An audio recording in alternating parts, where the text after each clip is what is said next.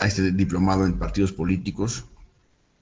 Les doy la bienvenida a esta sesión que tendrá por objeto explicar el requisito que tiene el Instituto Nacional Electoral de para las agrupaciones políticas de obtener su registro como partido político para poder funcionar como tal.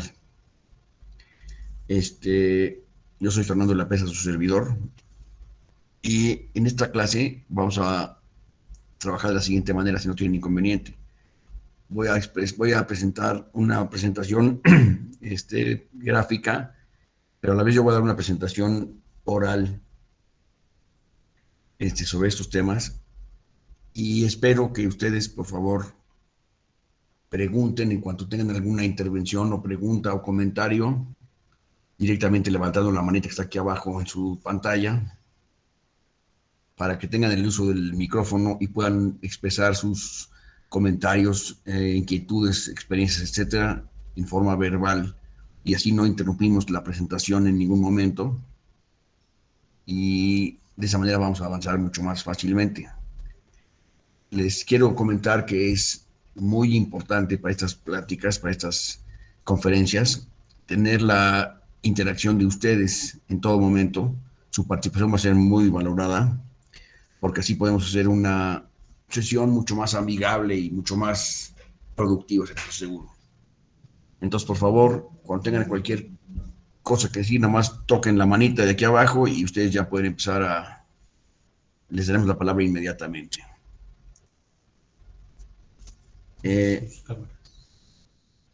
Tengan, por favor, prendidas sus cámaras y apagados sus micrófonos, salvo cuando vayan a tener alguna intervención, puesto que si no se vicia mucho el sonido y ustedes ya lo vieron en el reglamento seguramente. Si no hay nada más, voy a iniciar.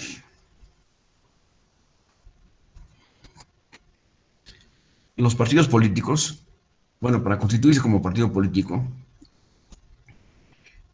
existe el requisito de presentar ante el INE una solicitud de registro de partidos políticos. Esta solicitud deberá llevarse a cabo, como vamos a ver ahorita a continuación, de cierta manera muy clara y puntual, para no tener la negativa del registro o en su caso la pérdida del registro si ya son un partido en circulación.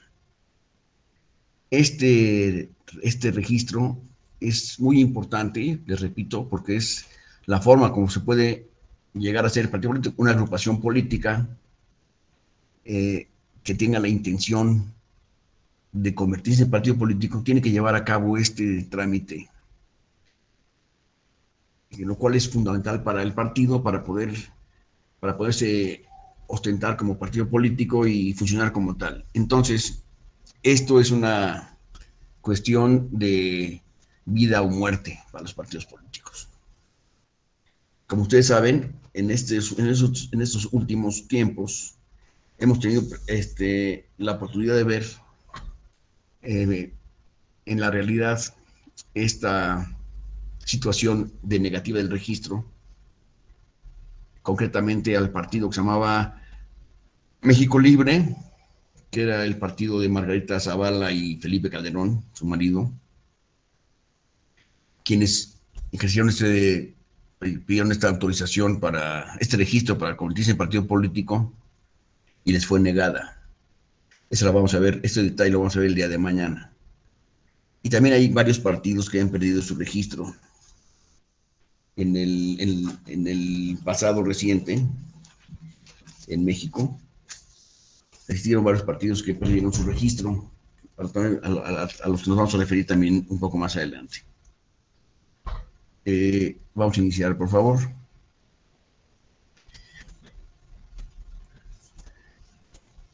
En la reforma electoral del 2014, se modificó fundamentalmente la Constitución Política de los Estados Unidos Mexicanos en su artículo 41,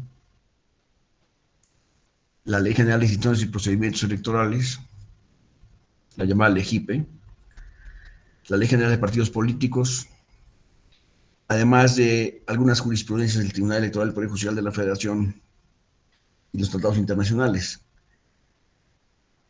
para establecer como requisito la obtención de este registro.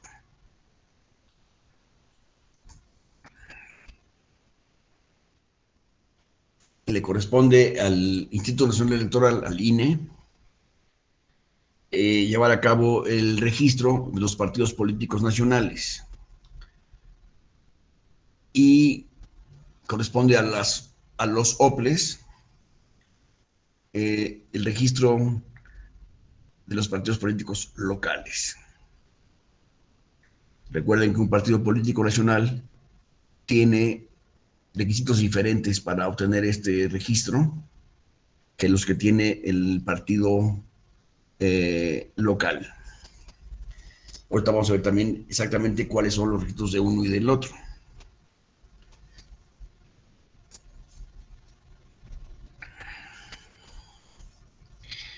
Se deberá formular un escrito informando el propósito de convertirse en partido político ante el INE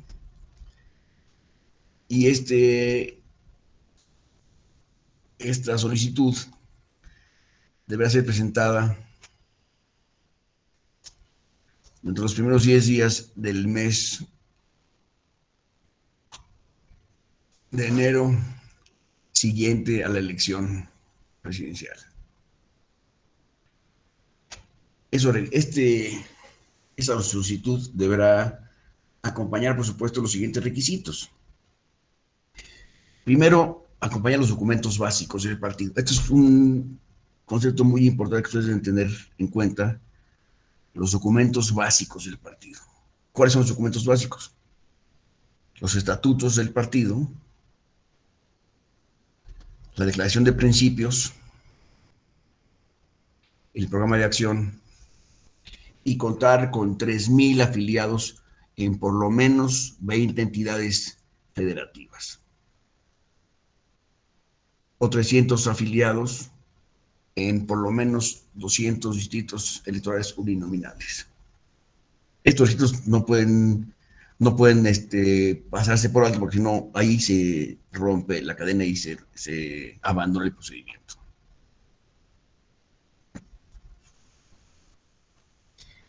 El número total de afiliados en el país no puede ser inferior al 0,26% del padrón electoral federal, el cual ha sido utilizado en la última elección federal.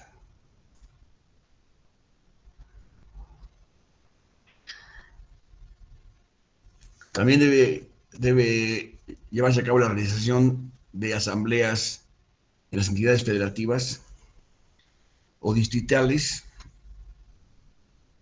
y una a nivel nacional para acordar en esa asamblea la solicitud del registro. Todos los militantes del partido deberán contar con credencial para votar de dicha entidad o distrito electoral.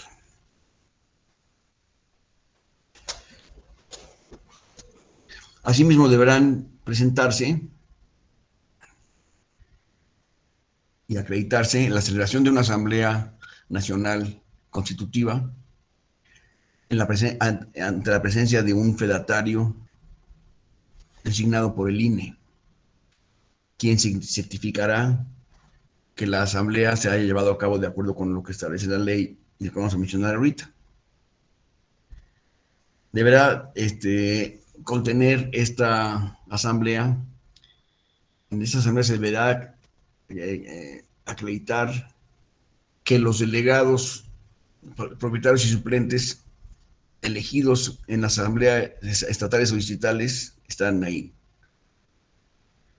que acreditaron que las asambleas se celebraron de conformidad con la ley, que se comprobó la existencia, identidad y residencia de los delegados a las asambleas, a la Asamblea Nacional, y que los delegados aprobaron la declaración de principios, el programa de actividad y los estatutos. Es decir, que los participantes están conformes con esos instrumentos. Y además que deberán acreditar que se presentaron las listas de asistencia de afiliados correspondientes.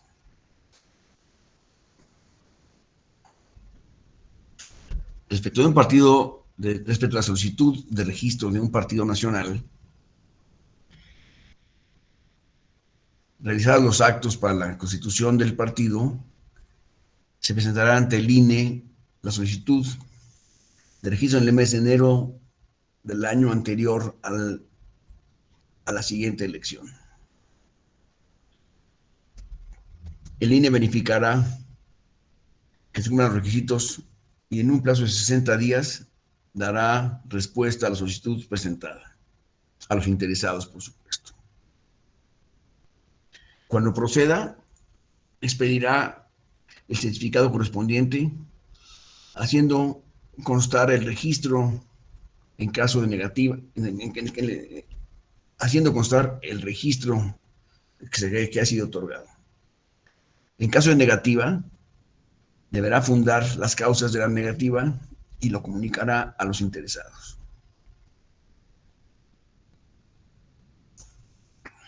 El registro surtirá efectos el primer día del mes de julio del año previo a la siguiente elección. Y aquí empiezan los problemas. Se necesitará el 3% de la votación válida emitida para mantener el registro. Este 3% que pongo hasta aquí en esta gráfica, recuerden siempre porque lo vamos a repetir el día de hoy como unas 50 o 60 veces. Por favor, poner atención a este número mágico, que es un número terrible, porque se ve muy poco, 3%, anteriormente era 2%, ahora es el 3%. Este número que se ve como que 2 o 3% es lo mismo, es la causa del dolor de cabeza y de infartos más frecuentes en los partidos políticos. Porque mantener o obtener ese 3% es verdaderamente complicadísimo. Y los partidos políticos sufren mucho con este número. Vamos a adelante, por favor. En el caso de partidos políticos locales, se deberá informar a la OPLE en el mes de enero del año siguiente de la elección de gobernador o jefe de gobierno en la Ciudad de México e informar mensualmente sobre el origen y destino de los recursos entre los primeros días de cada mes. Y deberán presentar la declaración de principios y programa de acción y estatutos y los documentos básicos del partido.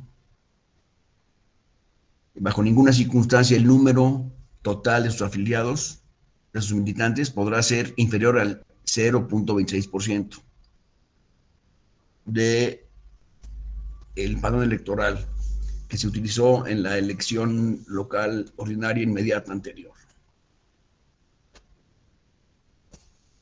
Los militantes, cuando menos, deberán ser militantes cuando menos 2/3 partes de los municipios de la entidad o bien de las alcaldías en la Ciudad de México.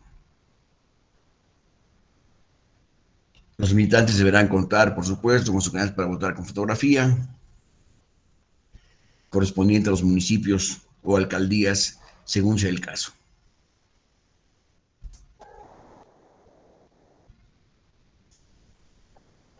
Asimismo, deberán acreditar la celebración por lo menos de 2/3 partes de los distritos electorales locales o bien de los municipios o alcaldías de la Ciudad de México, debiendo acreditar, por supuesto, ante un funcionario de la OPLE el número de afiliados que concurrieron y participaron en la asamblea, que son los ciudadanos asistentes, que con los ciudadanos asistentes quedaron formadas las listas de asistencias y de afiliados, y que no intervinieron organizaciones gremiales como sindicatos, por ejemplo, o de otra índole. Por ejemplo, asociaciones religiosas, sindicales, no podrán haber comparecido a esta sesión.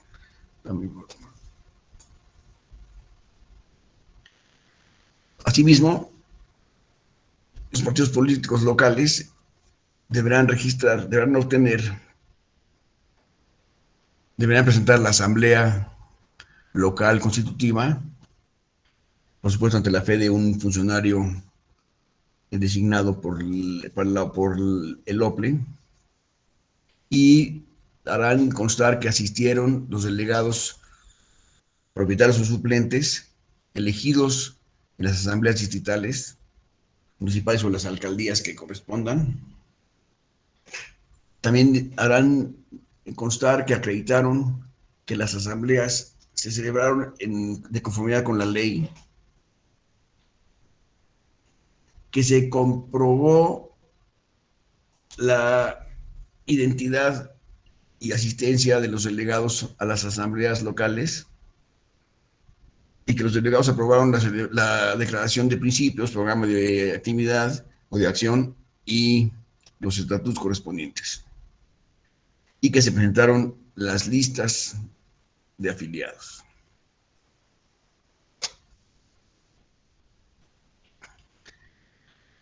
Vamos a ver, es para la obtención del registro de los partidos políticos locales.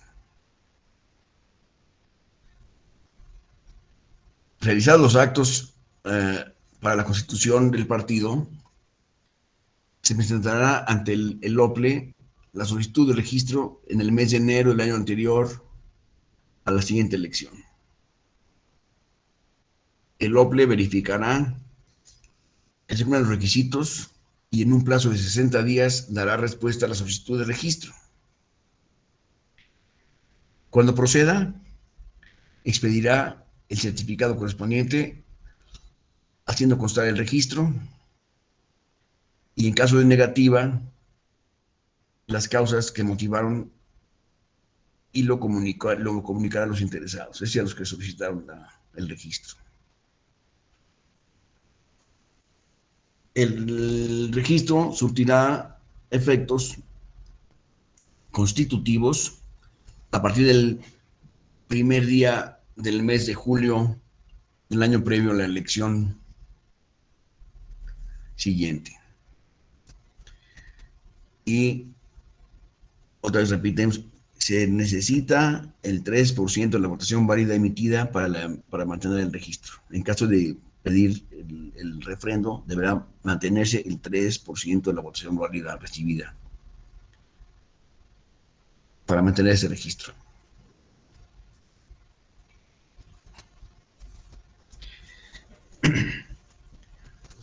¿Cuáles son las causas para perder el registro que tiene un partido político?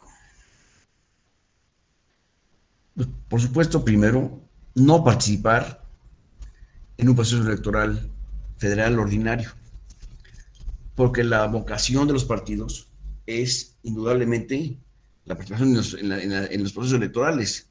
Entonces, un partido que no participa en un proceso electoral federal, pues no tiene, está atentando con su misma existencia, ¿me explico? Pues es natural de los partidos participar en todas las elecciones federales que tengan oportunidad. No obtener al menos el 3% de la votación válida emitida en la elección federal o local ordinaria inmediata anterior.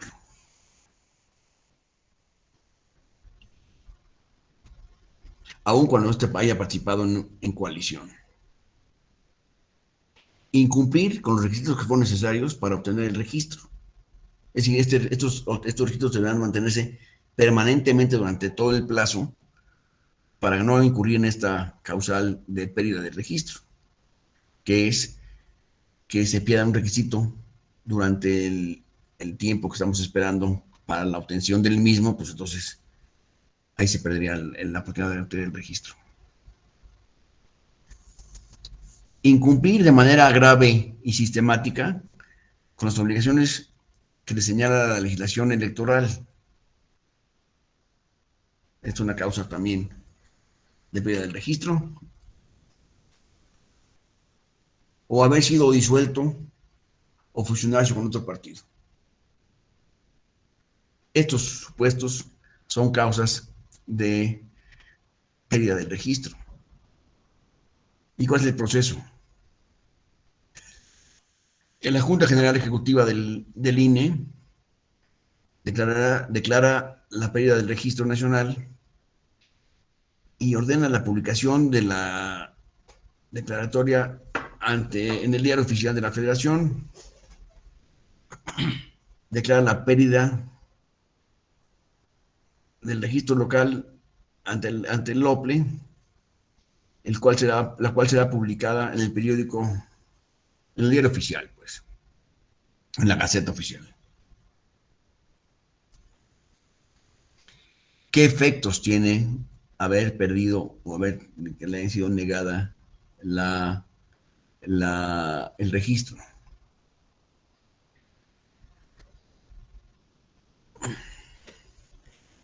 En primer lugar, tiene efectos disolutivos, es decir, es una causa de disolución del partido.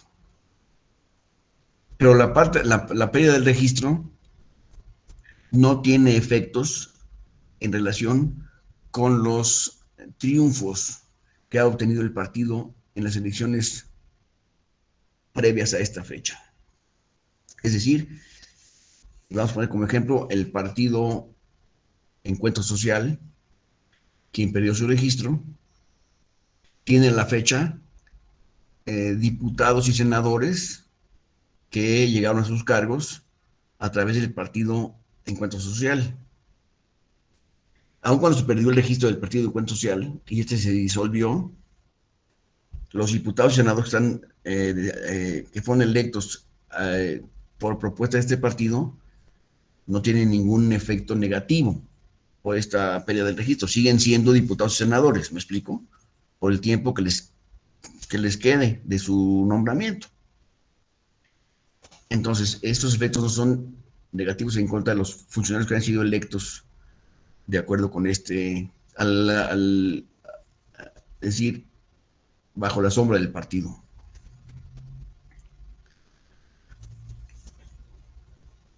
Un partido político nacional que pierde su registro puede optar por convertirse en un partido local, como hemos visto que han sucedido en varios casos. Le será cancelado todos los derechos y prerrogativas que mantenga frente al Instituto Nacional Electoral, serán cancelados de inmediato por la causa de nulidad que estamos mencionando. A ver, Minerva, por favor. Doctor, me confundí. Hablaba que si los partidos pierden su registro, hablaba en pasado, los diputados o senadores conservaban el puesto, pero mi pregunta es, si bien es cierto que perdió el registro, pudo haber ganado diputaciones por principio de mayoría relativa. ¿Estos continúan o van a tomar cargo? ¿O van a tomar el cargo? Sí, o sea, así es. Así sí es. Y otra cosa, habla de un 3%. Sí. Digo, a mi consideración, igual estoy equivocada porque por eso estoy aquí aprendiendo, el problema yo no creo que sea el 3%, el problema yo lo que creo es la abstención que tenemos en México. Bueno, pero esa abstención que se ve, por supuesto, en la boleta electoral, debe alcanzar el 3% para mantener para obtener o mantener el registro del partido político en todo momento. Si lo pierde, pues entonces cae en una causa de disolución del partido. Y esta causa de disolución pues, es infranqueable pero esta disolución no afecta a los diputados o senadores que hayan sido electos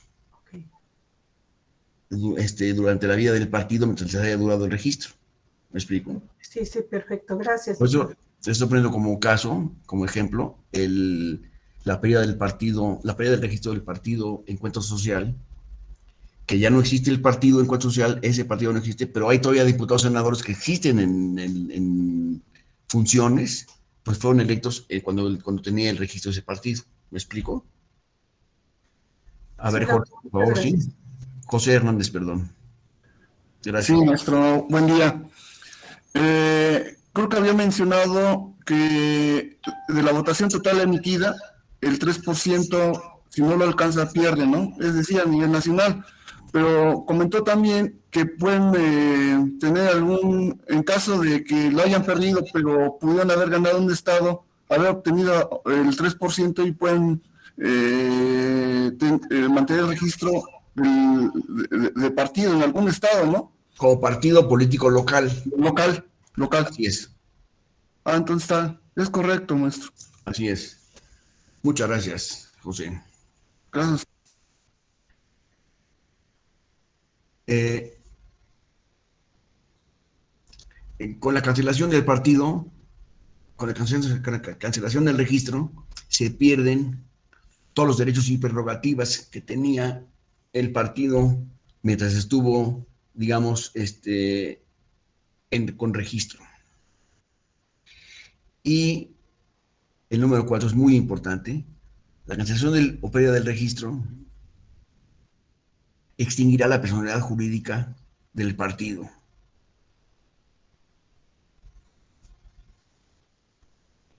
Y sus dirigentes y candidatos deberán cumplir de todas maneras con las obligaciones en materia de fiscalización que hayan, que hayan, que hayan adquirido hasta la liquidación del partido. Esto es también una cosa que les pone a temblar a los partidos, porque al perder su registro pues ya se gastaron todo el dinero que se les había correspondido y tienen que entregar cuentas precisas de cada gasto que hicieron respecto a todo ese dinero y muchas veces les falta esa información, no la tienen a la mano o no la tienen simplemente.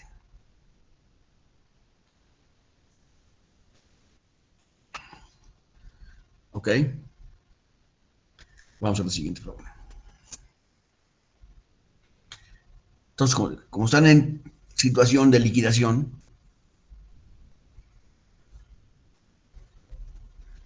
la Comisión de Fiscalización del Instituto designa a un interventor que sea responsable del control y vigencia y del uso y destino de los recursos y bienes adquiridos por el partido. Este interventor estará a cargo de todo este material, ¿no? Por supuesto, con el proceso, con la idea de liquidarlo debidamente. Por supuesto, ante la vigilancia permanente del Instituto Electoral. El interventor tendrá las más amplias facultades para actos de administración y de dominio sobre el conjunto de bienes y recursos del partido político, para efectos de su liquidación, obviamente. Determinará las obligaciones laborales y fiscales y las responsabilidades que tenga con acreedores a cargo del patrimonio del partido político. Eso habrá que resolverlo de todas maneras, ¿verdad? Determinará el monto de los recursos o valor de los bienes susceptibles de ser utilizados para el cumplimiento de las obligaciones que obtiene el partido, los ejecutará y, por supuesto, repartirá lo que alcance entre estos acreedores. Por supuesto, en primer lugar van los trabajadores y después va el fisco. Y después, si hubiere otros acreedores, a los demás.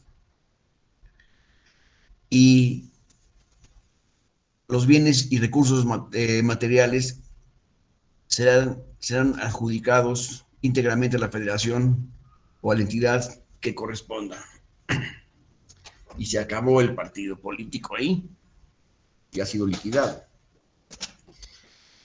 Ahora vamos a hablar de estos documentos básicos que debieron haber presentado los partidos para su constitución y su registro original, que son la declaración de principios, el programa de acción y los estatutos. ¿Cuáles son estos documentos? ¿Cómo los podemos identificar? ¿Qué será la declaración de principios? Vamos a suponer que se crea un partido que se llama el Partido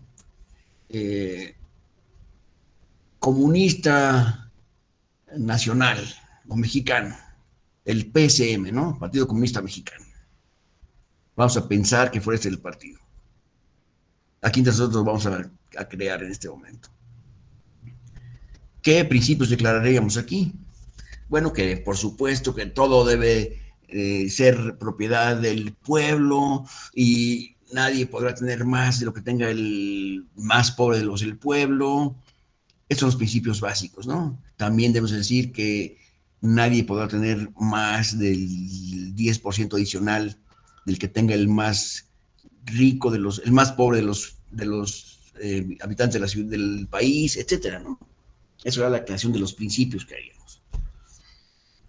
Programa de acción, ¿qué poníamos aquí?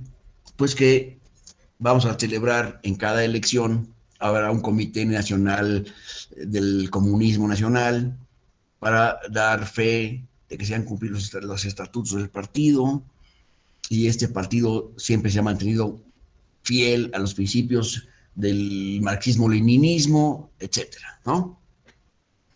Estoy inventando, por supuesto. Los estatutos sociales, ¿qué van a decir? Pues cómo se llama el partido, cuáles son sus colores, el águila roja, vamos a ponerle ahí, no sé, ¿no? Y estos estatutos, estos tres documentos deberán estar de acuerdo o deberán ser aprobados por el Instituto Nacional Electoral. De hecho, los estatutos los maneja el abogado del partido, pero siempre está muy cerca del departamento o dirección jurídica del instituto para que estos partidos tengan lo que deben de tener desde el punto de vista de la democracia mexicana. Vamos adelante. La declaración de principios contendrá al menos la obligación de observar la Constitución y la obligación de respetar las leyes e instituciones que de ella emanen. También deberá contener los principios ideológicos del partido. La declaración de no aceptar pacto o acuerdo que lo sujete o subordine a ninguna otra entidad o partido. La obligación de conducir sus actividades por medios pacíficos y por la vía de la democracia. La obligación de promover la participación política en igualdad de oportunidades e igualdad entre hombres y mujeres. Es decir, el mandato constitucional de equidad de género deberá verse reflejado aquí necesariamente, en la declaración de principios del partido. El programa de acción del partido deberá tener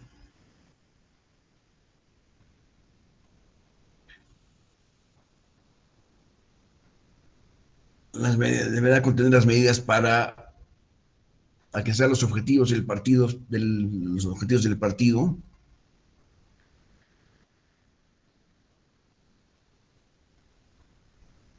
También las medidas que deberán dirigirse para la obtención, para la proposición de políticas públicas dentro de la legislación que vaya a votar el partido en su momento. También la idea de que deberán formar ideológica y políticamente a sus integrantes, a sus militantes, y los medios para la preparación y participación activa de estos militantes en los procesos electorales. Todo esto deberá contenerse en los programas de acción. Siguiente, por favor.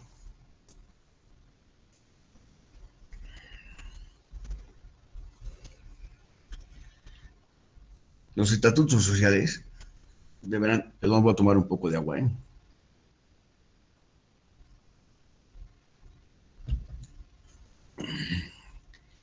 Los estatutos sociales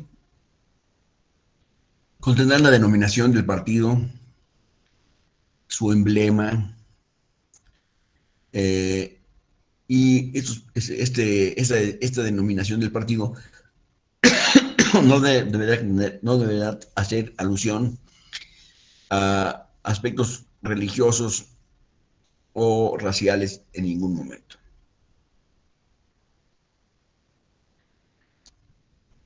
Deberá contener los procedimientos para la afiliación individual, personal, libre y pacífica de sus miembros. Esto, por supuesto, es un derecho que está en la Constitución y está reflejado aquí como una obligación. Los derechos y obligaciones que tendrán los militantes del partido. La estructura orgánica bajo la cual se organiza el partido. Es decir, nosotros lo vamos a organizar a través de una asamblea nacional fundacional. Entonces, una cuestión como esta debe estar aquí establecida, por supuesto. Las normas y procedimientos democráticos para la integración y renovación de los órganos internos del partido, del Consejo, Comité Ejecutivo Nacional, etcétera, ¿no?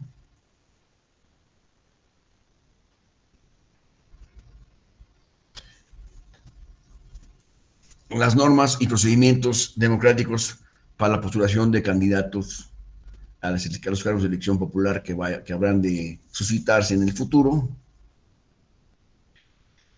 y la obligación de presentar una plataforma electoral por cada elección en la que participe el partido.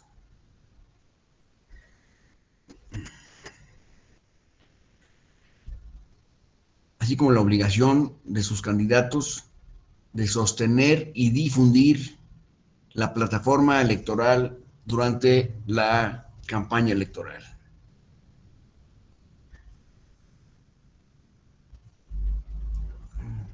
Los tipos y reglas de financiamiento privado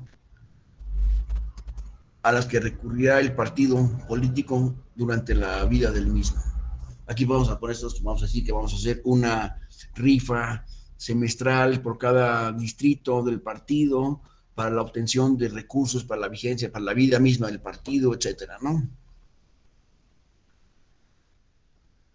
Las normas, plazos y procedimientos de justicia intrapartidaria y los mecanismos alternativos de solución de controversias internas.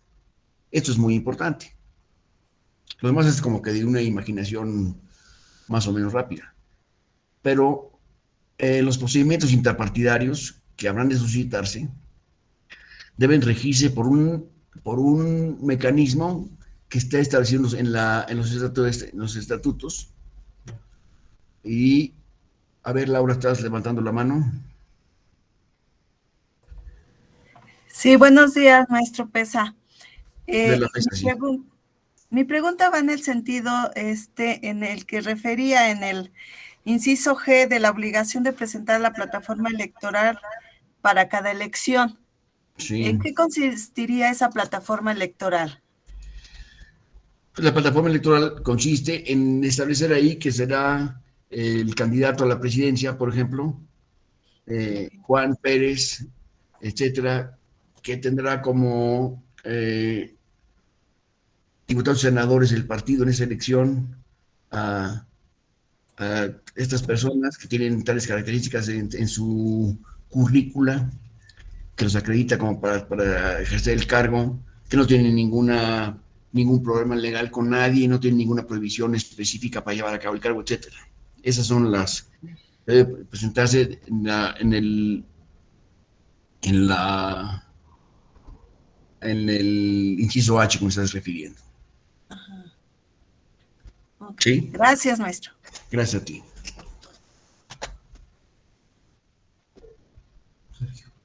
Sergio. Sí, buenos días. En eso de la plataforma electoral también está incluida, por ejemplo, las propuestas y los fines y los propósitos del partido.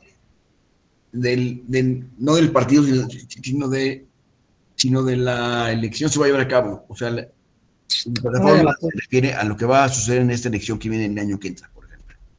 Ah, bueno. Sí. Sí, bueno, muchas gracias. Gracias a ti. Minerva.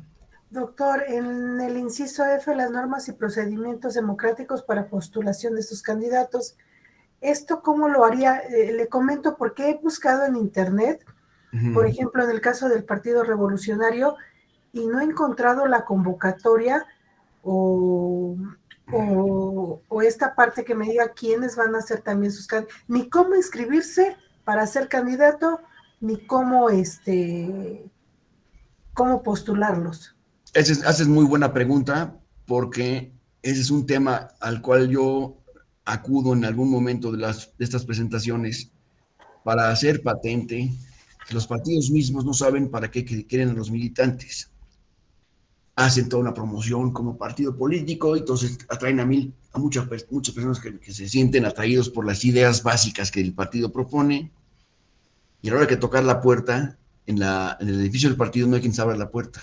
Nadie lo recibe. Oye, quiero hablar con el presidente del partido. ¿Y usted para qué le dice el policía? Porque quiero enterarme quiero discutir con el presidente del partido algunas de sus políticas. No. Usted no tiene nada que hacer aquí.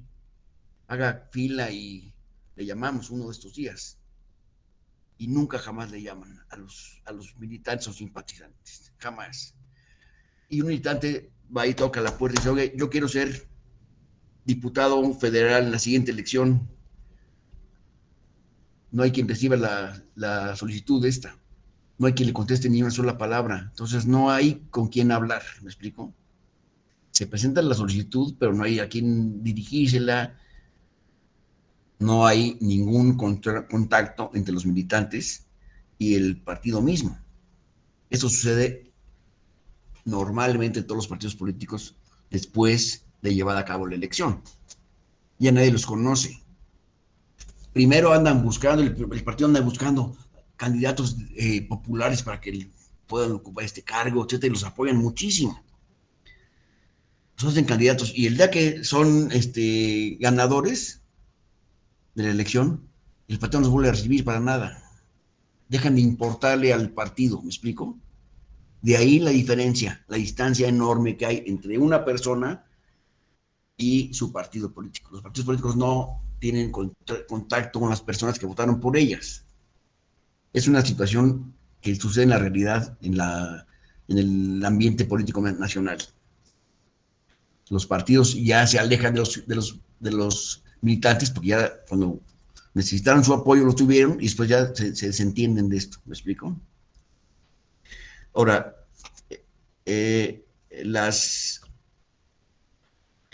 los procedimientos para ser candidato pues deben ser establecidos de forma democrática en el partido.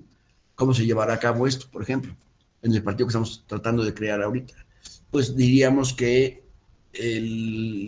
los ciudadanos deberán presentar una constancia de que han permanecido cercanos al partido, que han continuado con todas las cuotas y han ido así todas las juntas que les han sido convocadas, y de tal manera que el derecho a buscar una candidatura les es conocido y les es reconocido, y habrá que ver si tienen o no la posibilidad de obtener la misma candidatura. Minerva, por favor. Doctor, cuando usted habla de cuota para yo como militante, eso, si yo no proporciono esas cuotas al partido, ¿eso no ya me estará limitando mi derecho constitucional a ser candidato por algún partido? Probablemente sí, probablemente no. Es decir, si el partido tiene aquí puesto el signo de pesos, por supuesto, que no lo va a dejar caminar, no te va a dejar caminar ni media cuadra con la camiseta del partido porque pues no lo representas. Pero si el partido considera que eres una persona que vale la pena tener en sus filas, te va a perdonar o te va a disculpar la falta de pago, ¿me explico? Todo depende de quién sea el indicado, el partido y quién sea la persona que estamos hablando. Es decir, perdón, doctor, es decir, si yo puedo proporcionarle un número suficiente grande de votos, me lo va a permitir. Absolutamente. Yo estoy seguro que así sería. Gracias, doctor. Al contrario. Vamos a seguir adelante, por favor. En la que estábamos aquí, ¿no?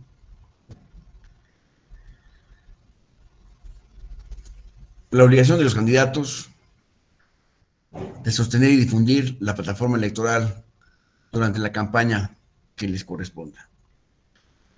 Los tipos y reglas del financiamiento privado al que recurrirán estos partidos. Las normas, plazos y procedimientos de justicia intrapartidaria, los mecanismos alternativos de solución de controversias. Es probable que nosotros haya demostraciones en los estatutos que se llevará a cabo la mediación como un medio alternativo para solucionar las controversias a un tribunal electoral, y entonces habrá que agotar esos mecanismos que hayamos establecido en los estatutos para poder ir a una instancia legal o judicial a presentar nuestras quejas. ¿Me explico?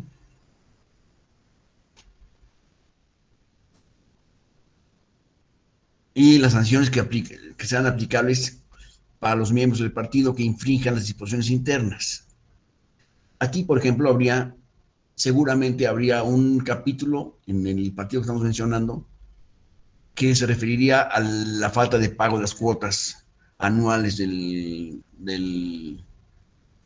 miembro del partido. Pero esos, repito, se van a manejar con un poco de control arbitrario, ¿verdad?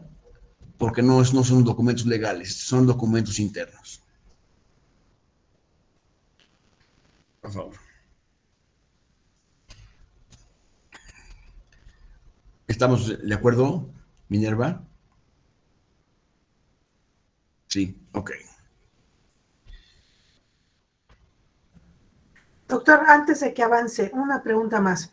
Sí. Me dice que las sanciones aplicables a los miembros que infrinjan sus disposiciones, ¿estas sanciones de qué carácter son? Pues son como las de un club deportivo, digamos. Si yo estoy inscrito en el club,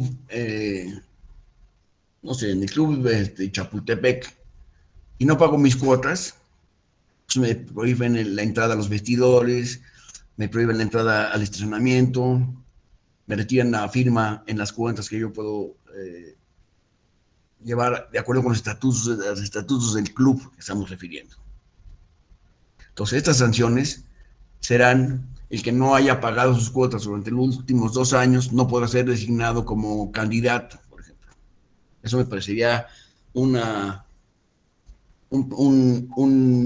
cláusula lógica del partido político, ¿no? Así como decir, el que haya traído más afiliados al partido, se le perdonarán las cuotas. Okay. Estas cosas deberán estar en los estatutos sociales. Gracias, doctor. Por nada. Los estatutos deberán contener la forma de garantizar la protección de los datos personales de los militantes, los que se llaman datos ARCO. Estos datos deberán ser en todo momento deberá garantizarse en todo momento la privacidad de los datos personales.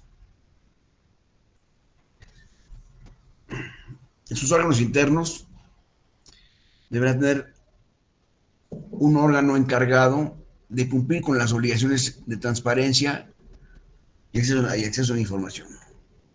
Como se pueden ustedes dar cuenta, estas obligaciones están en otras leyes, pero aquí se meten en esta, se pone la obligación en estos documentos básicos para que en los partidos políticos haya control de la transparencia, del control de los datos particulares de las personas y de acceso a la información.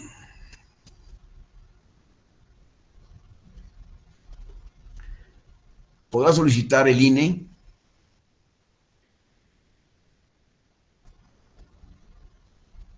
se podrá solicitar al INE que organice la elección de los órganos directivos del partido con sus prerrogativas. Esto lo hemos visto recientemente en relación con el partido Morena. ¿Se acuerdan ustedes? Morena contrató al INE para que realizara los actos necesarios para el cambio de funcionarios internos del partido, que finalmente no funcionó y se fueron por un camino que ellos consideraron más sencillo y menos costoso, entonces lo hicieron directamente. Pero esto es una posibilidad que tiene el INE de trabajar para los partidos políticos y aquí les cobrará un emolumento que se fijará entre ellos y será descontado sus prerrogativas mensuales, por ejemplo.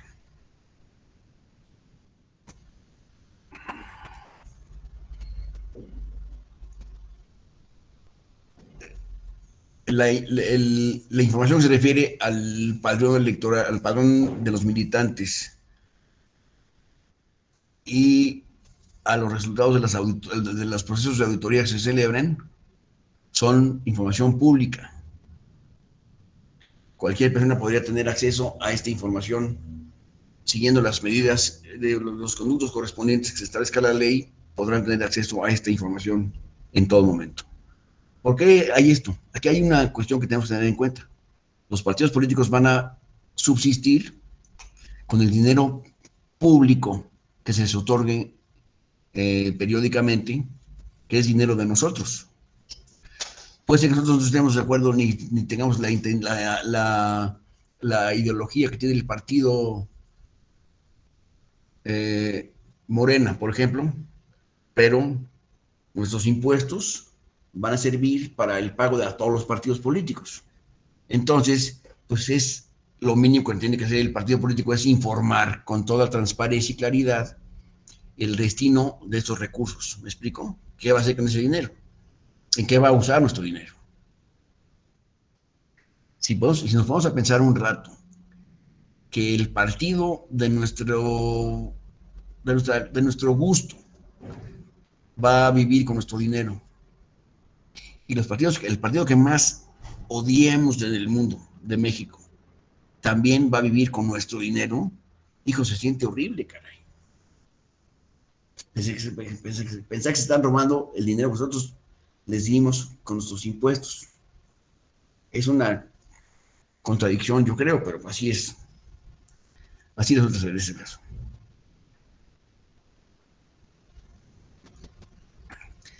Vamos a la siguiente.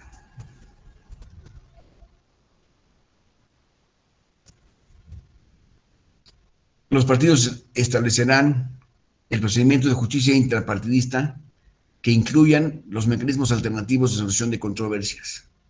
Estos pueden ser, repito, por ejemplo, el de arbitraje, también puede ser un procedimiento, el de mediación, etcétera. Esos procedimientos deberán estar en los documentos básicos, por supuesto.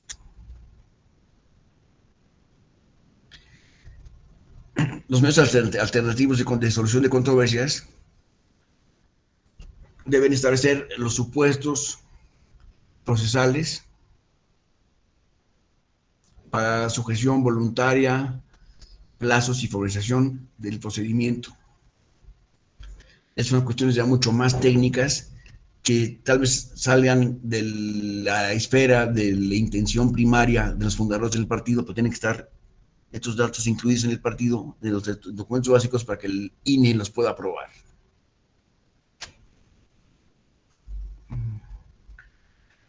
Las prerrogativas.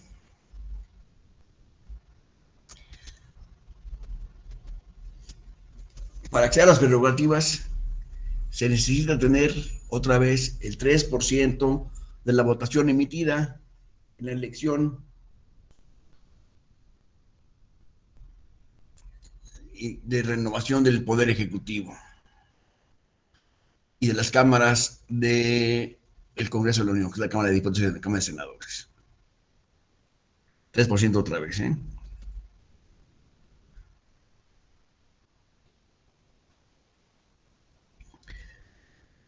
Para el acceso a las prerrogativas, se tiene por votación válida emitida la que resulte de deducir de la suma de todos los votos depositados en las urnas, los votos nulos, los correspondientes a las entidades, a los candidatos y los votos no registrados. Esa es la manera como el tribunal ha llegado a la conclusión de cuáles son los votos válidos emitidos en las casillas.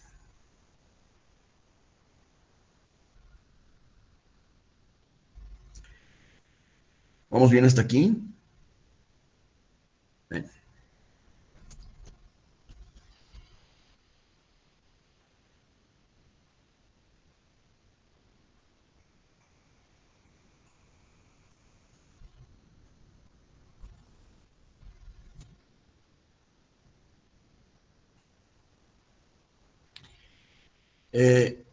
Los partidos deberán buscar en todo momento llegar a la equidad 50-50, género masculino y género femenino, para la conformación de sus candidaturas. Esto es un mandato constitucional, entonces ahora sí que es de urgente atención. Antes, los partidos, como ustedes recordarán, hacían sus listas y sus candidaturas a favor del mejor amigo, del hijo del amigo, etcétera, y no había realmente una paridad de género. Hasta que se empezó con el tema de las cuotas de género, y ahora ya finalmente es una paridad absoluta, que está en la Constitución además, ¿sí?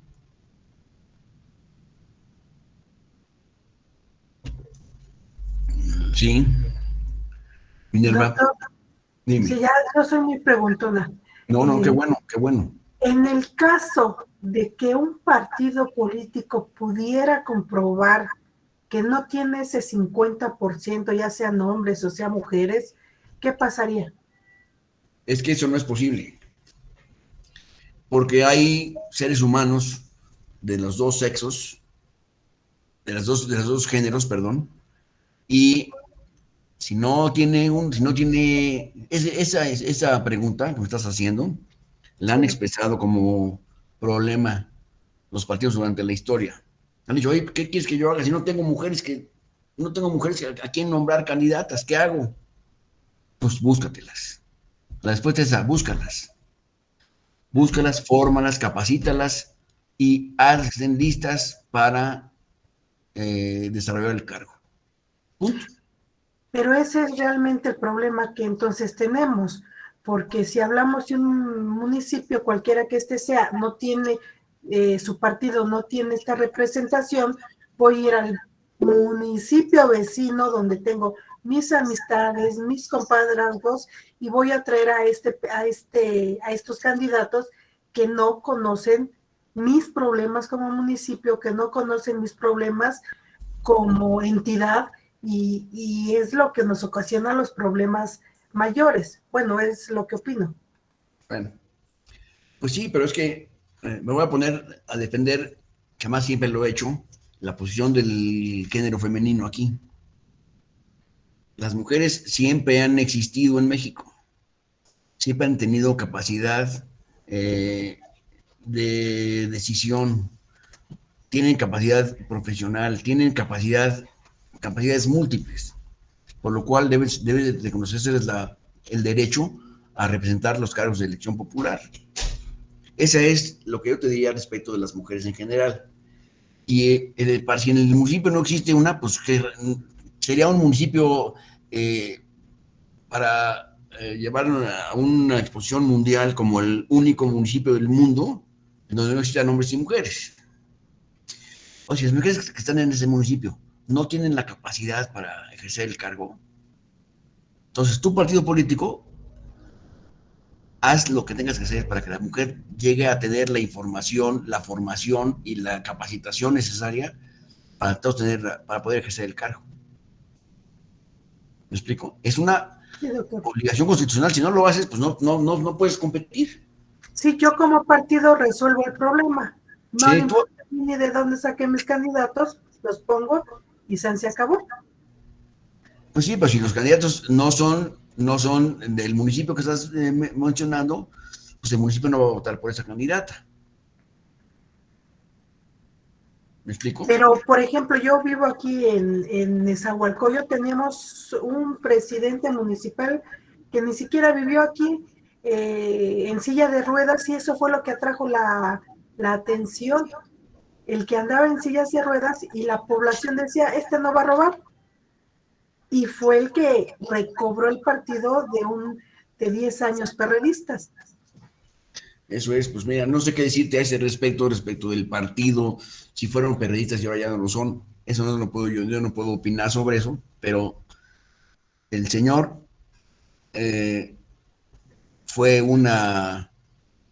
tal vez se haya aprovechado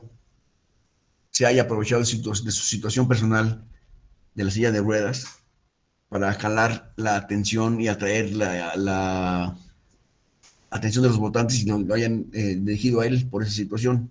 Eso no lo podemos saber. Pero si así fuera, pues si el señor llegó a la posición que llegó, fue porque transcurrió o traspasó todos los requisitos que la ley establecía, y si los cumplió, pues pudo ser candidato y fue electo como presidente municipal. ¿Me explico? A lo que me refería es que él no contaba con la residencia y obviamente pues el partido se la tramitó. El partido que haya sido. Sí, claro. Pues si no tenía residencia, pues no le fue objetado en el camino. Mire, hay muchas veces que pasan cosas como esta, como lo que estás mencionando, que el candidato adolece de algún elemento que es necesario para el cargo. Y como no tiene ese elemento, pues no puede llegar. Y si no se le objeta, si no hay ningún partido, ninguna persona que objete ese nombramiento, pasa desapercibido. ¿Me explico? Te voy a poner, por ejemplo, un caso. En la elección para jefe de gobierno de la Ciudad de México, todavía se llamaba Distrito Federal, en donde fue jefe de gobierno Andrés Manuel López Obrador. En ese momento, él no tenía los requisitos de domicilio en la Ciudad de México. Y nadie se lo objetó, y pasó y se hizo gobernador de la Ciudad de México y después presidente de la República, ¿eh? Pero debo de recordar que él no tenía el domicilio cuando fue electo como jefe de gobierno de la Ciudad de México. Pero no le fue objetado eso. ¿Por qué no? Pues porque la gente lo dejó pasar. Y para evitar conflictos personales que había con él en muchos antecedentes, evitaron el conflicto y lo dejaron pasar ahí. Se les hicieron grandes los enanos, ya saben, ¿no? Le crecieron los enanos y se salieron de proporción. Ese es un caso a que te puedes referir en este asunto. ¿Y por qué lo dejaron pasar? No sabemos, pero no tenía el requisito de domicilio, el cual no le fue objetado en su oportunidad y por lo tanto pasó y lo tenemos de presidente de la República el día de hoy. Sí, doctor, muchas gracias. Gracias a ti. José. Sí, doctor. Nada más recapitulando lo que acaban de comentar, creo que dentro de los estatutos de algunos partidos, me refiero PAN, PRI, consideran candidatos externos, es decir, si no cuentan con sus cuadros internos, pueden acudir a esos tipos de candidatos. Ya sería, como comentaron ustedes, sería un extremo que en algún municipio no exista, ¿no? Una mujer, pero bueno, los partidos se las gastan y saben cómo resolver la situación. El otro punto es que del que acaba de comentar del señor López Obrador, de que no tenía domicilio, pues hay más de uno, por ejemplo aquí, que no tienen domicilio, pero pues, hay mucha gente afiliada a un determinado partido y presta el domicilio y con eso ya superan el requisito, ¿no? Domiciliario. Yo conozco, de donde soy, yo conozco a más de uno que no son de aquí. Entonces, pero pues ya resuelven el problema. Perdón, de aquí, de la Ciudad de México, ¿de aquí de dónde? De aquí de la Ciudad de México. Sí. O sea, de un distrito que dice, bueno, pues no hay candidatos aquí, pues vamos a traernos por decir Xochimilco, vamos a traernos de uno de Iztapalapa, a ver, alguien que quiera prestar su domicilio, pues con mucho gusto lo hace, ¿no? Sí, eso es una lástima, pero sí, ese nivel ¿cómo se dice eso? De triquiñuela existe en materia electoral, como estamos viendo, y en otras materias también de la vida nacional. Lamentablemente así es, y hay que levantar la mano para decir, este señor no vive aquí, y aquí lo puedo acreditar. Sí. Pero como no lo hacemos, los ciudadanos no llevamos hasta allá nuestra ciudadanía, pues entonces las cosas pasan enfrente de nuestra cara y no hicimos en su momento lo conducente, ¿no? Claro. O sugerir algo con respecto al domicilio, de tener un antecedente de que haya habitado, vivido, obviamente algunos van a decir que debe ser originario, pero no, que haya vivido por lo menos 10 años, ¿no? Sí, bueno, lo que la ley establezca, ¿no? Claro, claro. Eso es. Ok, gracias, maestro. Muchas gracias, José. Laura, ¿tienes una pregunta? ¿Comentario? Un comentario, maestro Pesa, en el Sí. sentido de que hay que ver precisamente la participación de la mujer, en el sentido también de que se ha visto olvidada, ha habido violencia política contra las mujeres, Uh-huh. se han asignado roles a la mujer dentro de la vida privada, pero no así dentro de la vida pública, ¿sí? Entonces, precisamente, yo creo que debe de ser una coordinación entre los órdenes de gobierno, la sociedad civil, para que la mujer participe, se capacite para poder participar en la vida pública del país, de los estados, de los municipios. Precisamente los OPLES han formado, no sé si en todos, yo radico en el estado de Tlaxcala, han conformado comisiones con respecto a la participación de las mujeres y invitan a los partidos políticos a que se lleve a cabo la capacitación de las mujeres que tiene afiliadas en cada partido político, ¿sí?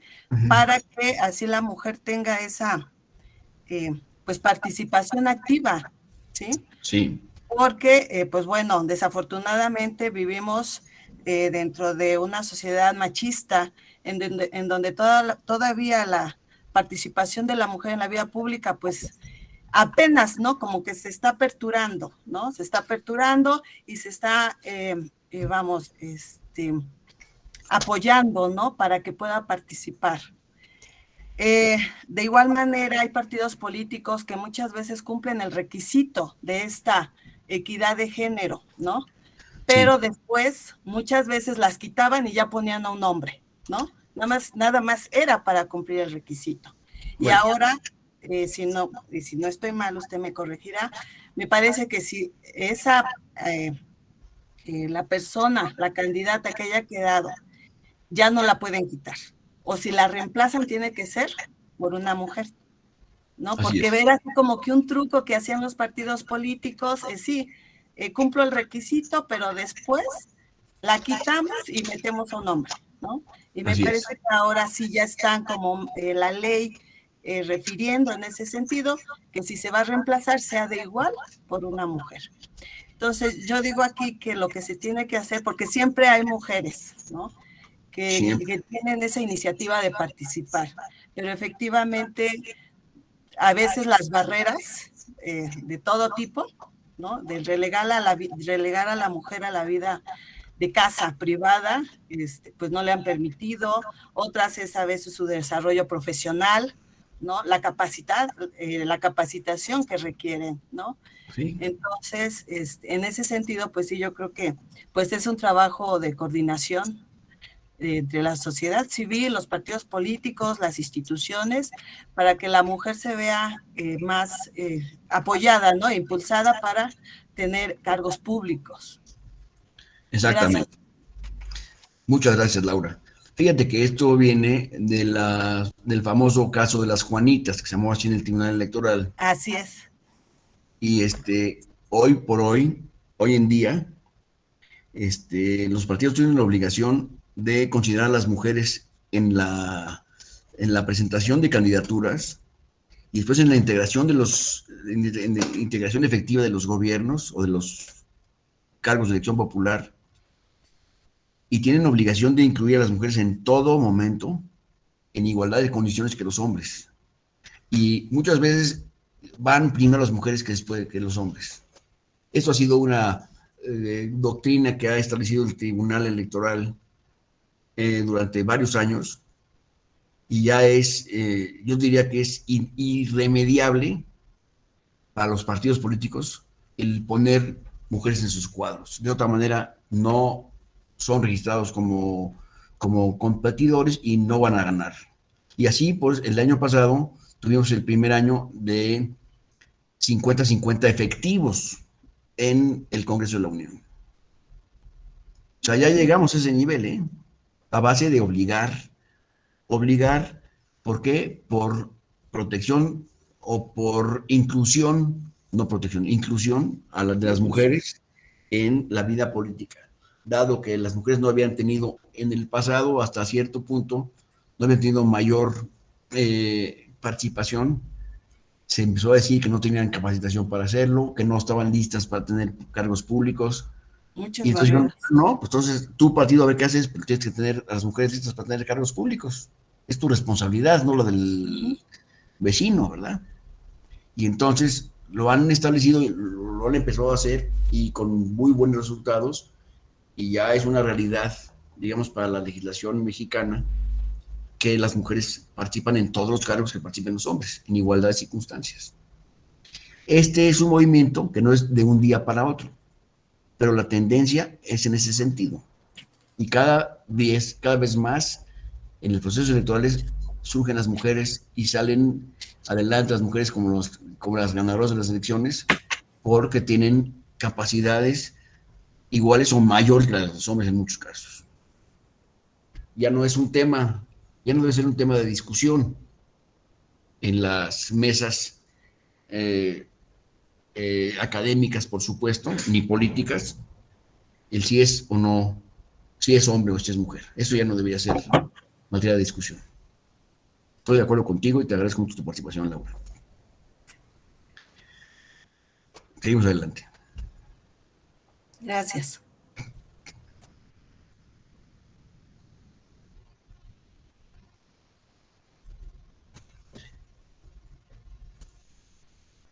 Aquí estamos, en relación con las acciones afirmativas que estamos ahorita mencionando, pues los partidos tendrán que tener siempre puestos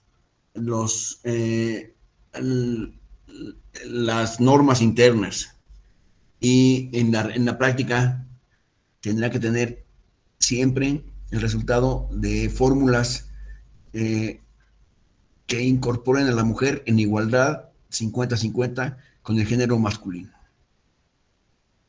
Les repito, si es necesario capacitar a las personas que no tengan esa capacitación, habrá que hacerlo, pero tienen que tener ese cuadro para poder prosperar en esta materia. Los partidos deberán promover y garantizar la paridad de género en la postulación de candidaturas a los cargos de elección popular. Eso es un mandato constitucional. No se pueden establecer excepciones, a este principio de paridad de género. Punto. Cualquier pretensión de poner una excepción es totalmente anticonstitucional y está vedado para efectos prácticos en el sector electoral en México.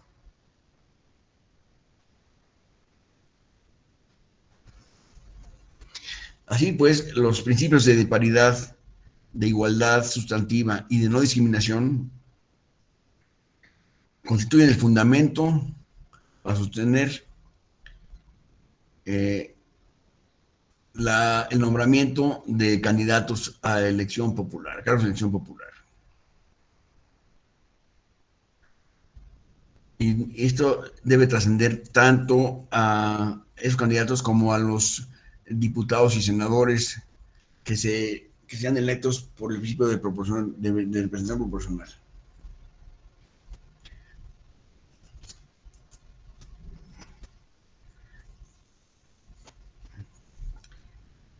Los derechos y las obligaciones de los militantes. En primer lugar, los militantes tienen derecho a participar en todas las decisiones del partido político. Tienen derecho a ser escuchados. Tienen derecho a postularse como candidatos. Lo estamos ahorita mencionando, por supuesto. Tienen derecho a postularse para los cargos de dirección del partido. Tienen derecho a pedir y recibir información pública del partido. Si desean saber cuántas mujeres hay en el partido, si esa información que son típicas, informaciones que son internas del partido, un agremiado del partido tiene derecho a saber esta información, a pedirle que les sea entregada. Tienen derecho al acceso a la jurisdicción interna del partido. Tienen derecho a recibir capacitación. Todos los miembros del partido, los militantes del partido, tienen derecho a recibir la capacitación que requieran. Tienen derecho a exigir el cumplimiento de los documentos básicos del partido. Y tienen derecho a solicitar la rendición de cuentas de los funcionarios del partido. Oye, a ver qué hicieron con este dinero. Esa información la tienen derecho a saber en todo momento. Tienen derecho a impugnar las faltas del partido ante los tribunales electorales.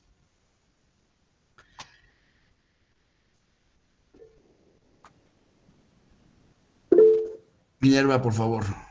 Doctor, cuando usted nos dice postularse como candidatos, ¿este punto tiene alguna limitación? Es decir, bueno, si por ejemplo, en el caso de Nessa, acude ante el comité, hablando del PRI en particular, acude a sus oficinas y dice, ok, me quiero registrar para regidor. Ok, puedes registrarte con tu módico pago de 10,000 pesos. ¿Eso es legal, inconstitucional, no, lo dice el partido? Eso es totalmente ilegal, por supuesto. Están vendiendo la candidatura. Eso es incorrecto. ¿Cómo habrá que perseguir esa cuestión? Presentar una demanda ante el Tribunal Electoral, por supuesto, una denuncia. Porque es totalmente irracional, injusto e ilegal. ni el partido mismo para sus documentos internos permitiría eso. Pero esas cosas pasan, yo lo sé, y hay que levantar la mano y perseguirlas, ¿me explico? No se van a perseguir solas esas cosas. Sí, doctor, muchas gracias. Muchas gracias. Esto que vimos ahorita son los derechos básicos que tiene un militante del partido, quien puede también refrendar o renunciar a su condición de militante en cualquier momento. Vamos adelante, por favor. Ahora vamos a hablar de las coaliciones, de los partidos políticos. Los partidos políticos pueden llevar a cabo coaliciones con el objeto, ¿qué es una coalición? Es juntarse dos partidos políticos o más con el objeto de tener mayor fuerza y representatividad para efectos de obtener el triunfo en las elecciones.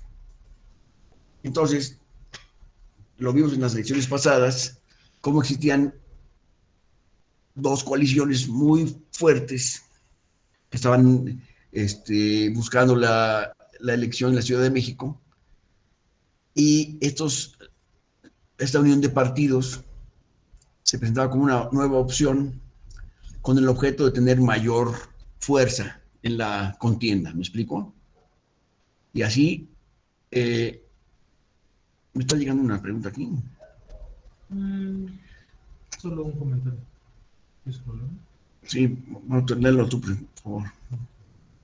Entonces, las coaliciones de los partidos, con el objeto de obtener el triunfo, se coaligan dos o más partidos, digamos tres: el PAN, el PRD y el partido PRI.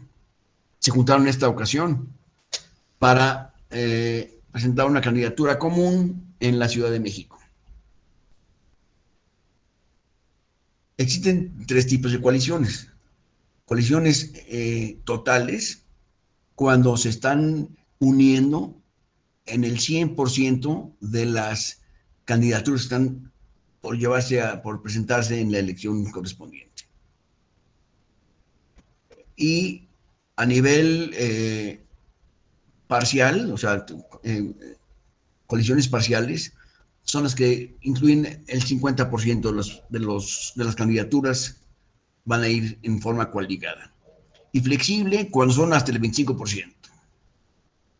Eso es lo que habríamos de las coaliciones.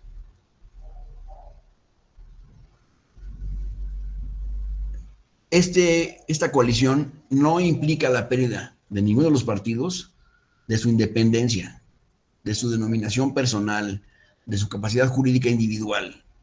Siguen siendo partidos únicos e individuales, ¿me explico? Al ser coligados, lo que están haciendo es buscar el apoyo de más gente que vote por la coalición. Y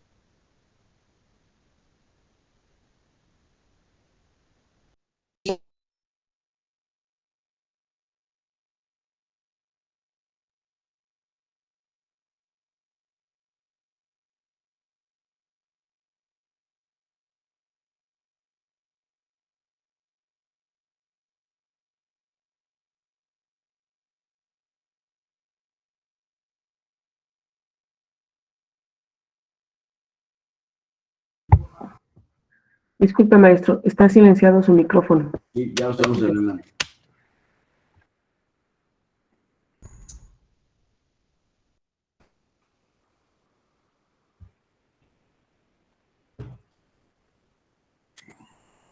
Bueno. Bueno, ¿me escuchan? Ya se escucha. Sí, sí, doctor. Gracias.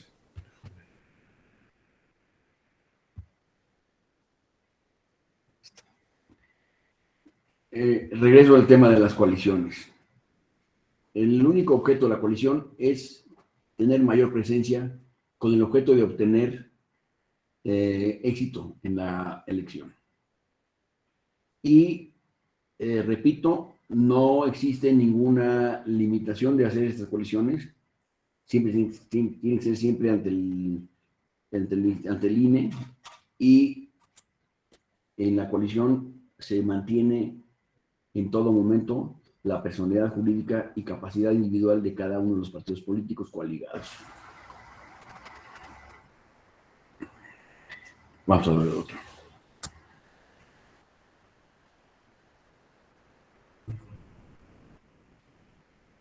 Los partidos conservarán su representación ante los órganos electorales, es decir, ante el INE y ante las mesas directivas de casilla en su caso.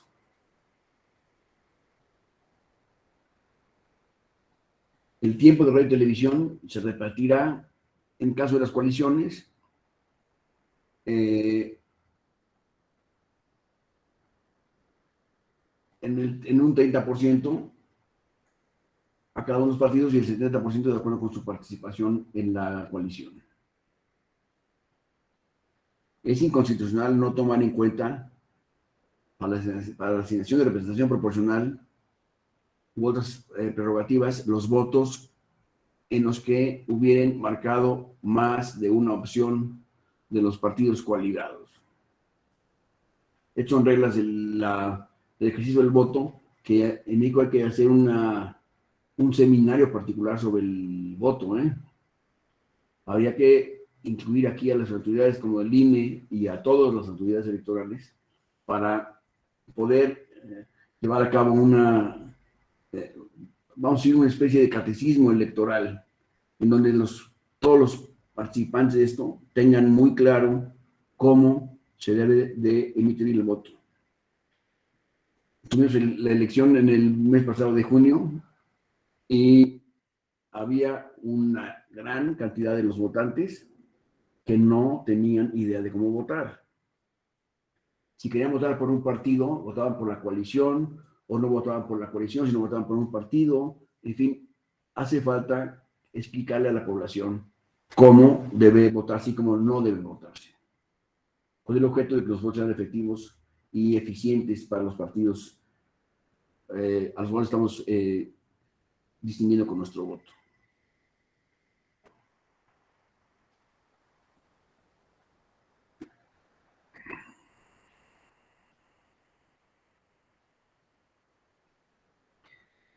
Las coaliciones deberán ser aprobadas, repito, y registradas por el Instituto Nacional Electoral.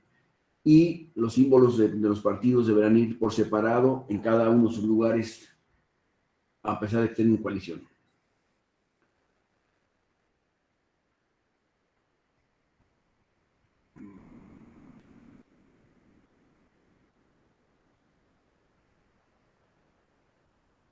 El hecho de no tomar en cuenta los votos válidamente emitidos en favor de dos o más candidatos, tenemos más partidos unidos, violenta el principio de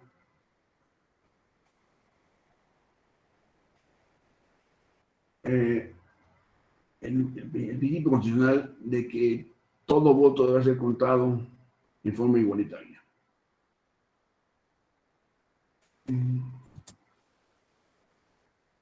Respecto a las propagandas electorales, los partidos coaligados deberán seguirse anunciando independientemente y sí se podrá hacer referencia a que van en coalición con otro partido, pero no pierden su condición de los medios de comunicación que tienen derecho a ello en forma permanente durante toda la campaña electoral.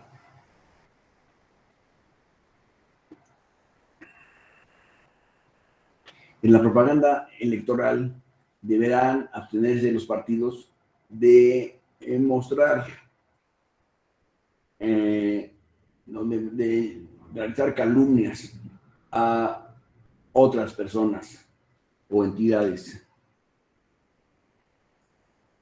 Si ustedes recuerdan la elección de Felipe Calderón, en la campaña de Felipe Calderón, surgió el anuncio ese de AMLO es un peligro para México. ¿Se acuerdan ustedes de ese anuncio publicitario?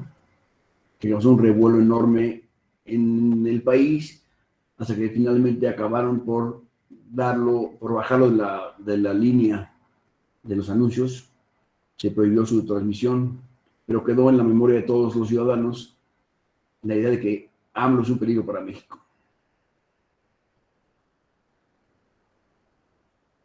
Es inconstitucional prohibir los mensajes de propaganda que denigren las instituciones y a los partidos políticos. Es decir, es inconstitucional prohibirlo, ¿eh? O sea que puede ser que un anuncio hable mal de otro candidato o de un partido político, o de las instituciones electorales, por ejemplo. Eso es totalmente legal, permitido y protegible. Y ya se declaró en la jurisprudencia del Tribunal Electoral que no es adecuado, que está prohibido hacer ese tipo de prohibiciones, ¿me explico? Está prohibido prohibir, ahora sí.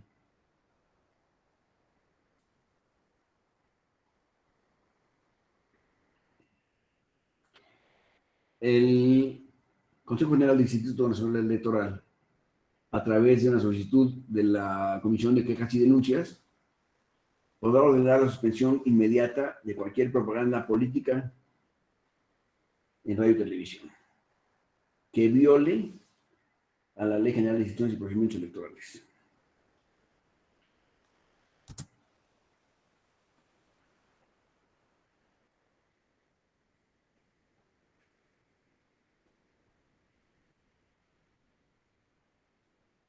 Cada partido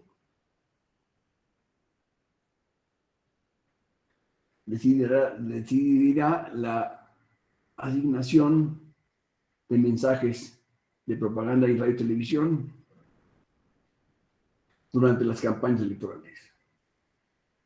Aun cuando el instituto puede declararlos después o obligarlos a quitarlos bajarlos del aire, pues,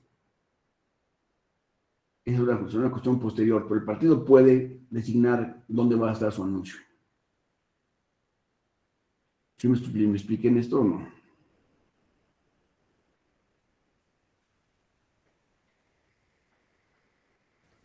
No, doctor, perdón, me perdí un poquito. Bueno, cada partido político, los tipos de radio y televisión, que son propiedad del Estado, ahora, a partir de 2008,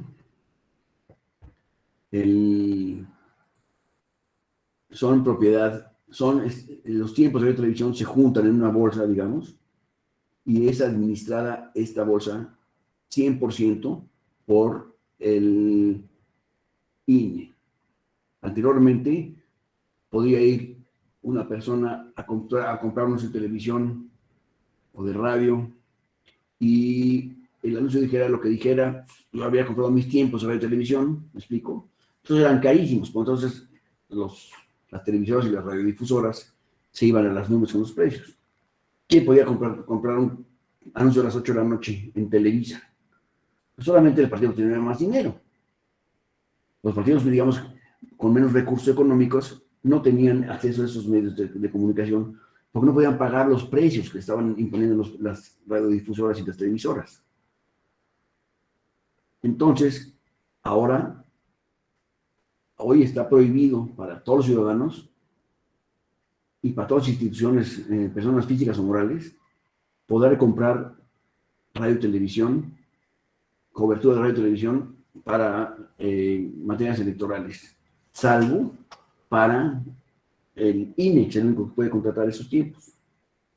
El INE les compra una tarifa muy reducida, que son tiempos de radio y televisión que son de propiedad del Estado, y los distribuye y los administra en favor de los partidos políticos de acuerdo con su tamaño de partido, etcétera, y los asigna directamente a los partidos políticos. Dice, a ver, tú, partido morado, tendrás derecho a 10 minutos en el horario premium de la noche, y eso antes no lo podía pagar el partido, ¿me explico? Ahora ya están en posesión absoluta del Instituto Nacional Electoral, quien distribuye esos tiempos dentro de los partidos políticos.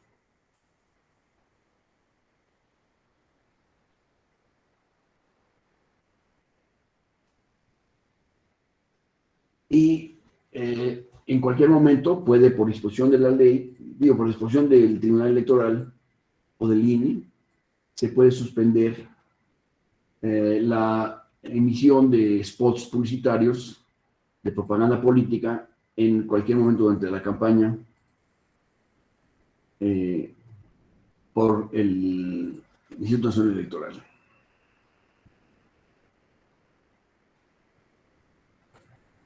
Aquí por el cuadrito blanco de al final, esta prohibición que tienen de contratar los partidos propaganda de televisión y de influir en las preferencias de electores de ciudadanos. Eso ya se constituye hasta un delito electoral inclusive.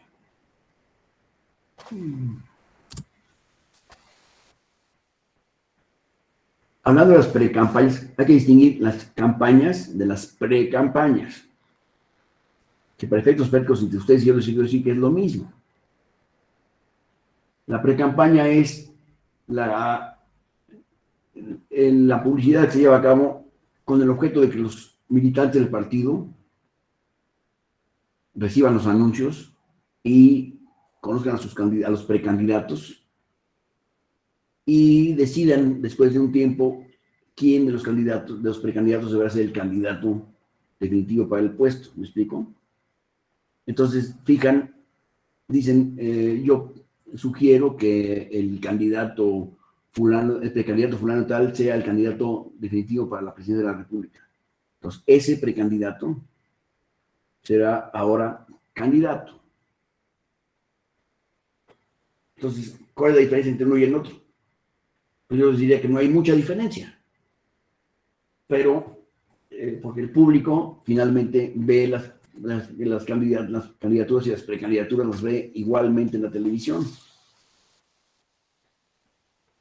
Entonces está haciendo finalmente publicidad por el partido.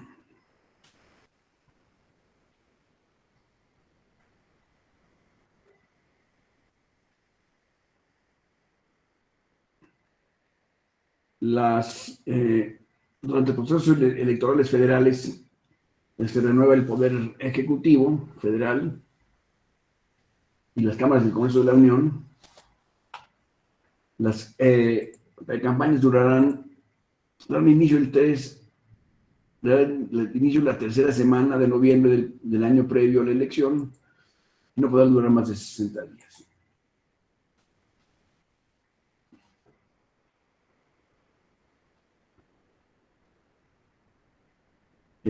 Durante los procesos electorales federales se renuevan las cámaras de diputados y de senadores.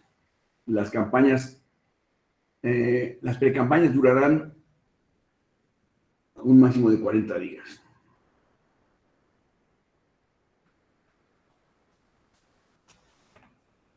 Y las campañas darán inicio al día siguiente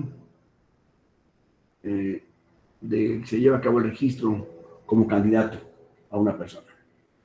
¿Qué sucede aquí? Que los partidos políticos se aproxima el proceso, estamos en el proceso electoral y se aproximan las elecciones y entonces aún no tienen definido quién va a ser el candidato para el puesto correspondiente, para el puesto de senador, por ejemplo. Y se está discutiendo en la prensa y en las sesiones públicas que hacen, etcétera, entre los diferentes precandidatos, para que el día, a más tarde el día fulano, se debe de fijar quién será el candidato. Entonces, hay una lucha interna del partido para obtener la candidatura y finalmente se lleva a cabo una elección interna. Se define que el candidato será la señorita o la señora fulana de tal será la candidata. Entonces, se lleva a cabo el registro de la candidatura y entonces inicia en ese momento el proceso de campaña. Antes era pre-campaña. Y en ese proceso de campaña, lo que va a hacer esta señora es buscar el voto de toda la gente. El voto nacional lo va a pedir para tener acceso al cargo que está buscando. ¿Me explico? Antes buscaba entre los miembros del partido el voto para ser candidata. Ahora, ya que es candidata, ejerce su cargo de candidatura y no de precandidatura. ¿Me expliqué? Creo que no, pero si no, díganme. ¿Sí me expliqué? Vaya. Qué bueno.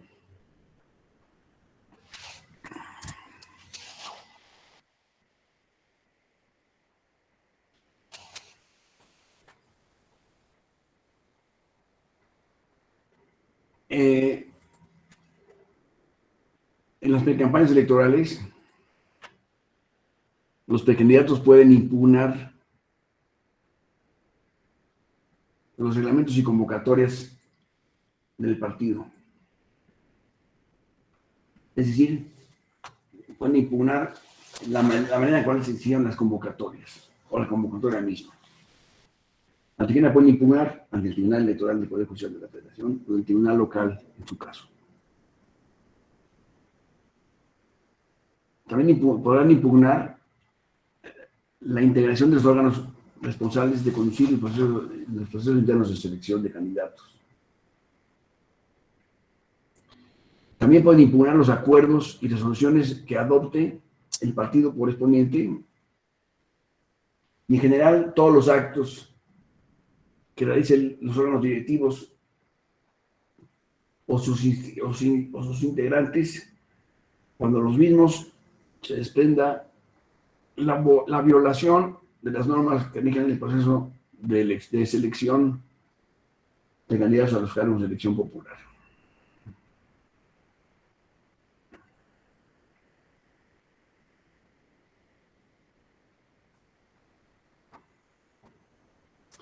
Todos los medios de impugnación deberán quedar resueltos antes de que se inicie el proceso correspondiente a la candidatura en particular. Laura. Sí, doctor. ¿Esos medios de impugnación los resuelve qué órgano del partido? Pues depende cómo se haya planteado los estatutos, pero normalmente es el comité ejecutivo quien deberá resolver las impugnaciones en su caso. Y en caso de no resolverlos ahí, se podrá acudir a las instancias judiciales nacionales o locales en su caso, a los tribunales locales electorales o al Tribunal Federal Electoral o al Tribunal Electoral del Poder Judicial de la Federación. Ok. ¿Sí? Gracias. Por nada.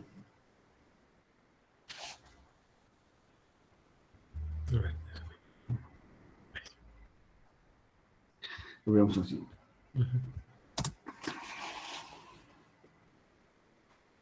Esto es lo que es una campaña electoral.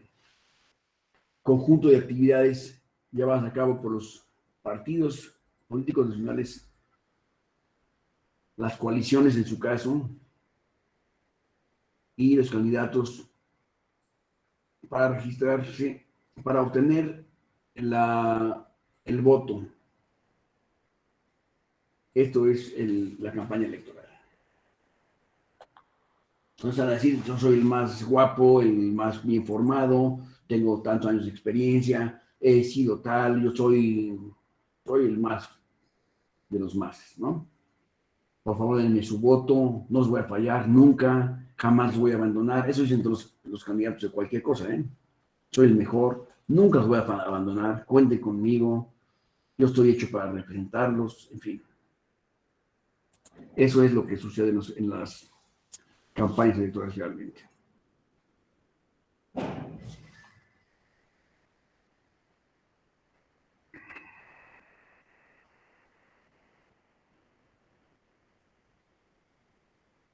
Vamos a seguir.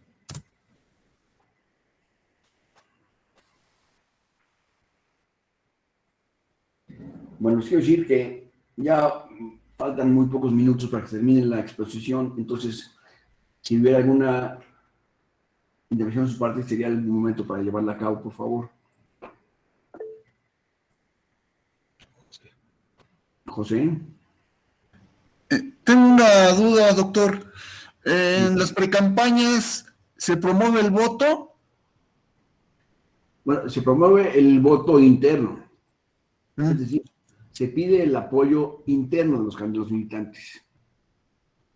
Porque en ese momento no estamos pidiendo el voto para ganar la elección, sino el voto para obtener la candidatura, ¿no? Esas son las precampañas. Gracias, doctor. Por nada, Laura. Sí, doctor, es una pregunta. En su opinión, conforme se hace esta campaña electoral y llega el día de la jornada electoral, ya ve que 3 días antes, si no mal recuerdo, Sí. Se suspende toda propaganda política en medios de comunicación, Sí, la veda electoral. ¿Perdón? Es la veda electoral, efectivamente. Ajá, la veda electoral. Aquí algunos medios de comunicación se manifiestan en el sentido de la libertad de expresión. En su opinión de usted, ¿qué hay? ¿Se viola ese principio de libertad de expresión con lo de la veda electoral? Pues no se viola porque está suspendida la promoción electoral por parte de los partidos y para mantener una equidad en la contienda, todos los que están compitiendo por la elección deben mantener 3 días de reserva electoral, es decir, 3 días de silencio para que los ciudadanos puedan tomar su voto y definir su posición en el último momento, ¿no? Esa es la idea de la veda electoral. Entonces son las reglas del juego y el que quiera competir en materia electoral debe de sujetarse primero a las normas, a las reglas que son las reglas del juego. Y entre ellas existe la de que 3 días antes de la elección existe la veda electoral. Pues al ser una norma, un principio de las elecciones, no se puede decir que va en contra de la libertad de expresión, dado que es una de las reglas esenciales para llevar a cabo la elección en forma correcta y pacífica, ¿sí? Ok. Pues yo creo que eso no viola, esa veda electoral no viola el principio de libertad de expresión. Ok. Gracias, doctor. Gracias. Oigan, pues ya se va a acabar esto. Les quiero decir cómo vamos a trabajar el día de mañana. Porque va a ser una sesión diferente a la de hoy. Entonces yo quiero empezar mañana con este último pedazo, o si existe alguna participación de ustedes respecto de la presentación del día de hoy, o alguna experiencia que nos quieran manifestar y compartir. Y de lo contrario, vamos a proceder a estudiar los temas que se refieren a la pérdida del registro o negativa del registro. Particularmente vamos a estudiar el caso de México Libre y los casos que se han presentado de otros partidos políticos que fueron también cancelados en su registro y que vamos a mencionar mañana. Y trataremos de ver cuestiones que van en torno de este asunto, a lo cual ahora sí les voy a pedir que intervengan mañana, porque eso es muy aburrido para mí, hablar 2 horas seguidas y que ustedes no digan nada, eso es muy difícil. Agradezco mucho a los que intervinieron, les agradezco muchísimo, ¿eh? Los nombres intervinieron, les pongo una cara de serio, por favor hagan algo, digan alguna cosa, compartan sus opiniones, sus dudas. Si no las tienen, compartan sus conocimientos a este respecto, por favor. Y entonces, siendo así, mañana nos dedicaremos a ver específicamente, por ejemplo, el caso del Partido del Trabajo, del PT, que en 2015 tuvo el registro revocado y vuelto a otorgar 3 veces en cada caso. Durante el 2015. Es un asunto muy interesante, un caso muy interesante que voy a tratar de exponerles mañana y a ver qué más se nos ocurre decir mañana sobre estos mismos asuntos. y espero su participación, por supuesto, la de todos ustedes. Sin nada, por el momento, les quiero dar las gracias y agradecer su atención y su presencia, y invitarlos mañana a que nos veamos a esta hora, igual de 8 a 9, digo de 8 a 10 de la mañana, y mientras tanto, vais a desayunar porque se hace tarde. Gracias por su presencia. Adiós. Doctor, ¿Sí? ¿es de 9 a 11 o de 8 a 10? Perdón, de 9 a 11, perdón. Sí, ¿verdad? Es que... Gracias, Sí, doctor. Gracias.